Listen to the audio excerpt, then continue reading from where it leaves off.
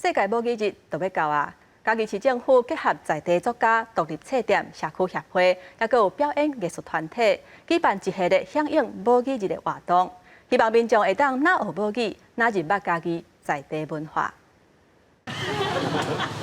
这有安尼目切肉饼皮是切，啊你买等于了卷一卷叫做告乳饼。伫市啊用台语向参加活动的民众绍介嘉义市母语日的活动。 选择伫100年历史的东市场，互参加的人会当伫日常生活中学习母语。不错啊，有听到一些台语的教学，因为本身平常在家里都不会讲台语，然后想说也让小朋友试着学这一些。嘉义腔、嘉义调、嘉义的这母语，即马这个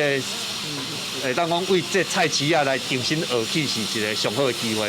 为着要互母语会当连接在地文化，除了伫菜市啊导咱生活通俗的内容，搁针对庙市甲一寡历史建筑来说明，互在地文化认同会当透过母语来传承。我平常比较少有这个机会啊，然后可以参加这种活动，小朋友也可以来体验就在地的文化这样子。我们透过母语日的活动呢，来从生活中学习，从环境中学习，让我们的母语可以继续一代一代的传承下去。 东市场伫嘉义城隍庙边已经有100多年的历史，伫在地生活文化占正重要的地位。文化局表示，伫菜市啊学习母语，除了学晓讲以外，嘛顺续入捌在地语言的典故。记者林伟霆，嘉义报道。